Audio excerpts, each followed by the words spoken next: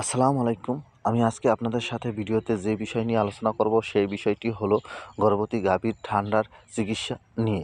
আমার এই ভিডিওটি যদি আপনাদের একটু ভালো লেগে থাকে তাহলে প্লিজ লাইক, শেয়ার, কমেন্ট এবং সাবস্ক্রাইব করবেন। আপনাদের কোনো বিষয় যদি জানার ইচ্ছা থাকে তাহলে আমাকে কমেন্ট করবেন। আমি সেই বিষয়ে নতুন ভিডিও তৈরি করে ছেড়ে দেব এবং আপনারা দেখে উপকৃত হবেন। আমার ভিডিওটি যদি ভালো লাগে থাকে তাহলে প্লিজ লাইক, শেয়ার, কমেন্ট এবং সাবস্ক্রাইব এবং যাতে আমি নতুন ভিডিও তৈরি করতে পারি তার জন্য প্লিজ একটু লাইক, শেয়ার, কমেন্ট করবেন। আপনাদের মতামত জানাবেন কোনখানে ভুল ত্রুটি আছে, আমরা পরবর্তী ভিডিওতে সেটা সংশোধন করে দেব। গর্ভবতী গাভীর যদি ঠান্ডা লেগে থাকে তাহলে আপনারা কী করবেন? অনেক খামারের মধ্যে কুসংস্কার এখনও আছে যারা বলে যে গর্ভবতী অবস্থায় কোনো প্রকার অ্যান্টিবায়োটিক বা ঔষধ খাওয়ানো যাবে না, তাহলে বাচ্চা পড়ে যায়। এবং যদি আপনি ঔষধ যদি না খাওয়ান বা ঠান্ডার চিকিৎসা যদি না করেন তাহলে আপনার কী ক্ষতি হবে, এই বিষয় নিয়েই এই ভিডিওতে আলোচনা করব। আপনার গর্ভবতী গাভীর যদি ঠান্ডা লেগে থাকে তাহলে আপনি দ্রুত চিকিৎসার ব্যবস্থা করবেন। যদি আপনি চিকিৎসার ব্যবস্থা না করে থাকেন তাহলে পরবর্তীতে আপনার বাছুরেরও ঠান্ডা নিয়ে জন্মগ্রহণ করবে, যা বাছুরের জন্মের পরপরেই নিউমোনিয়ার লক্ষণ দেখা দিবে এবং এতে আপনার প্রচুর টাকা খরচ হবে। অনেক সময় নিউমোনিয়াটা এত বেশি হয়ে যায় বাচ্চা বাঁচিয়ে রাখতে খুবই কষ্ট হয়।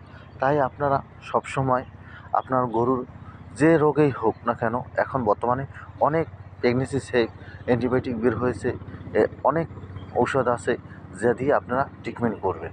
আপনাদের যদি ভয় হয় বা আপনাদের মনে সন্দেহ থাকে তাহলে আপনার নিকটস্থ একজন চিকিৎসকের পরামর্শ অনুযায়ী আপনার গরুটিকে ট্রিটমেন্ট করবেন। এতে আপনার মনের ভয়ও কমে যাবে এবং আপনার গরুটি দ্রুত সুস্থ হয়ে যাবে।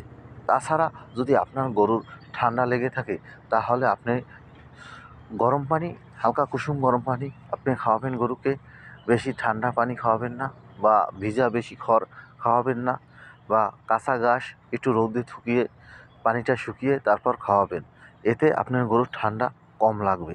আর যদি আপনি ভিজা ঘাস এরকম যখন আবহাওয়া পরিবর্তন হয়, একটু ঠান্ডা হয়, তখন বারবার আবহাওয়া পরিবর্তন হয়, এই সময় যদি আপনি এই কাজগুলো না করেন তাহলে আপনার গরুর ঠান্ডা লাগার বেশি সম্ভাবনা। তাই আপনারা এভাবে যদি গরু পালন করে থাকেন পরবর্তীতে আপনার গরুর খুবই ঠান্ডা কম লাগবে এবং আপনার গরুটি সবসময় সুস্থ থাকবে।